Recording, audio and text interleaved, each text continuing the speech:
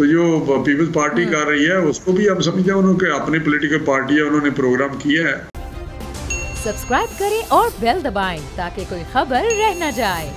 ये जो peoples party का अवामी मार्च इस्लामाबाद की तरफ गामजन है, अब पेट्रोल की कीमतों में कमी का जो क्रेडिट है वो भी पीपल्स पार्टी ले रही है, तो आप क्या समझते हैं कि जो पीडीएम ने 23 मार्च को महंगाई मार्च की तारीख दे दी है, ये गलती नहीं कर दी? ये महंगाई मार्च पीपल्स पार्टी से पहले होना चाहिए था। और दूसरी बात है कि अगर 3-4 दिन में तहरीक अदम एतमाद आ जाती है, फिर 23 मार्च को कौन सा महंगाई मार्च होना है?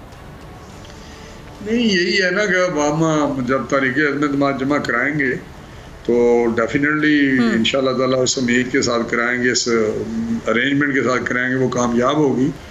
तो फिर उसके बाद तो 23 मार्च का जो लॉन्ग मार्च है वो नहीं होगा। तो जो पीपल्स पार्टी कर रही है उसको भी हम समझते हैं, उन्होंने अपनी पॉलिटिकल पार्टी है, उन्होंने प्रोग्राम किया है, तो उसका अच्छा इम्पैक्ट या प्रेशर आया गवर्नमेंट पे। और आज यही वजह है कि जो सारे मामला, लेकिन आपको नहीं लगता कि इस सब सिचुएशन में अगर अवाम का कोई दिल जीतेगा, अगर एहतजाज करना है, लॉन्ग मार्च आपको लगता है हल होता है, तो पीपल्स पार्टी नंबर ले गई? नहीं, ये कोई ऐसी बात नहीं है नंबर ले गई या वो नहीं ले गई।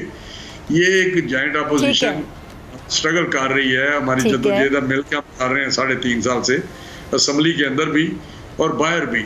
बाहर पीडीएम के प्लेटफॉर्म से वो ज़रूर पीडीएम से अलहदा हुए हैं, लेकिन वन पॉइंट एजेंडे पे हम सारे इकट्ठे हैं कि इस गवर्नमेंट से जान छुड़ाई जाए लोगों की और मुल्क की। तो मैं समझता हूँ उस पर सभी की कंट्रीब्यूशन है, अपनी अपनी जगह पे सारी पार्टियों ने अपना अपना रोल अदा किया जो अपोजिशन में है। तो इसलिए क्रेडिट किसको जाता है, किसको वोट लोग देते हैं, वो तो लोगों की मर्जी है और उन्होंने फैसला करना है, वो इलेक्शन पे फैसला कर लेंगे अपना।